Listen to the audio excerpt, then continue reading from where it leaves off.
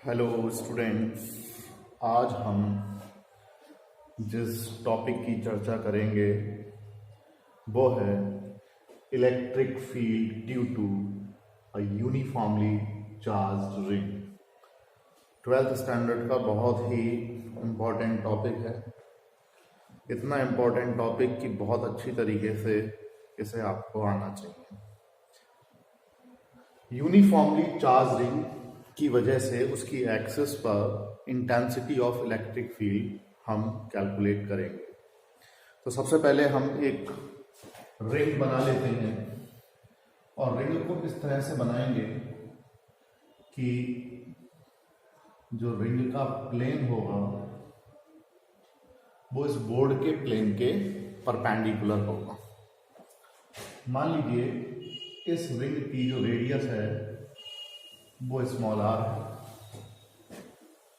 और रिंग के सेंटर से एक्स डिस्टेंस पर एक पॉइंट पी है जिस पॉइंट पर हमें इंटेंसिटी ऑफ इलेक्ट्रिक फील्ड पता करनी है। सबसे पहले हम ये कंसीडर करते हैं कि इस रिंग के टॉप एक छोटा सा एलिमेंट है जिसकी लेंथ dx, ठीक है।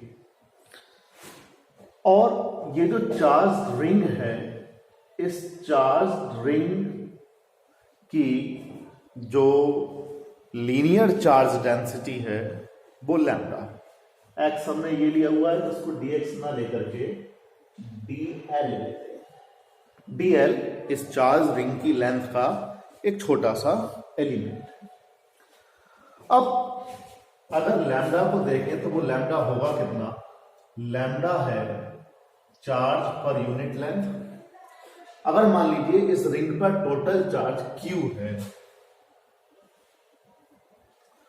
ठीक, तो चार्ज पर यूनिट लेंथ, तो इस रिंग की जो टोटल लेंथ होगी that is the circumference of the ring, and circumference of the ring is equal to 2 pi r. तो lambda upon 2 pi r, ठीक, it is the value of lambda, charge per unit length. तो जब unit length पर lambda यानी कि q upon 2 pi r charge है तो dl length पर कितना चार्ज होगा? तो dl लेंथ पर जो चार्ज होगा, अगर मैं उसको dq कह दूं तो ये होगा lambda इंटू dl, और लैम्डा की वैल्यू हम निकाल चुके हैं q upon 2 pi r into dl। तो ये वो चार्ज है जो स्मॉल एलिमेंट dl पर है। इसको हम as a point charge treat करेंगे। इस पॉइंट चार्ज की वजह से अगर हम इस p पॉइंट पर इलेक्ट्रिक फील्ड देखें तो इलेक्ट्रिक फील्ड हम जानते हैं कि away from the positive charge की डायरेक्शन होती है, तो ये डायरेक्शन होगी इलेक्ट्रिक फील्ड। अगर हम इस एंगल को थीटा कंसीडर कर लें, ये एंगल, ये वैल्यू r है, ये x है, तो ये हो जाएगी under root R square plus X square, ठीक।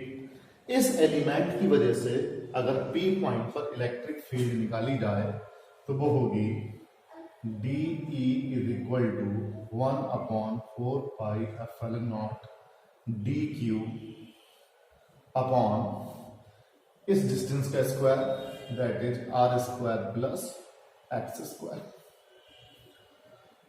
DQ की वैल्यू पुट कर दो 1 upon 4 pi epsilon not Q DL upon 2 pi R square plus X square, ठीक। इस DE के दो कंपोनेंट डिसॉल्व होंगे।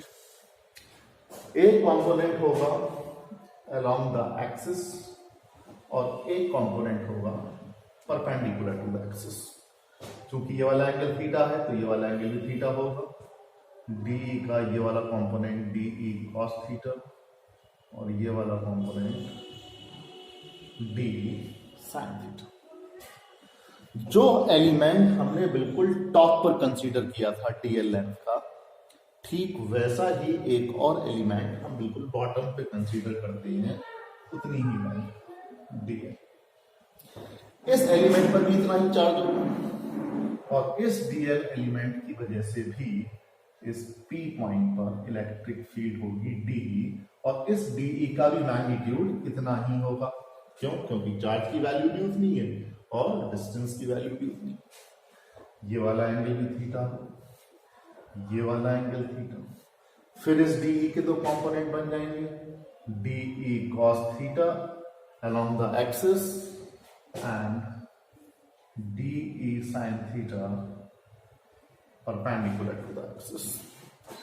d sin theta ये इक्वल एंड अपोजिट तो कैंसिल हो जाएंगे, जबकि d cos थीटा एक ही डायरेक्शन में है तो ये एड अप हो जाएंगे।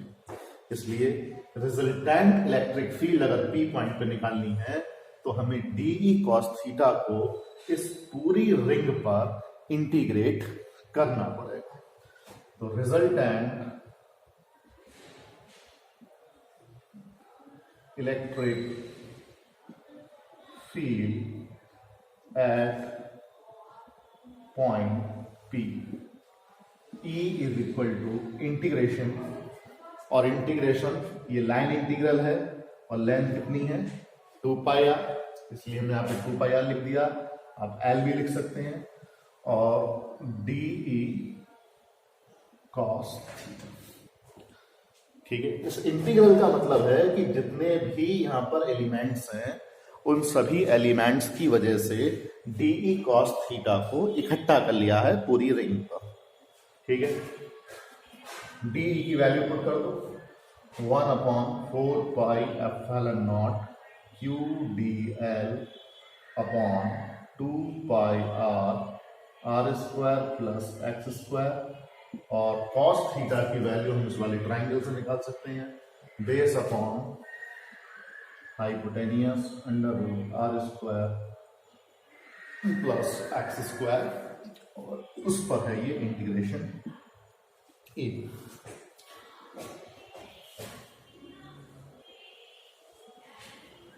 ठीक है, इंटीग्रेशन से पहले कांस्टेंट ले लेंगे, तो E इज इक्वल टू क्या क्या चीजें कांस्टेंट हैं, Q चार्ज रिंग पर कांस्टेंट है,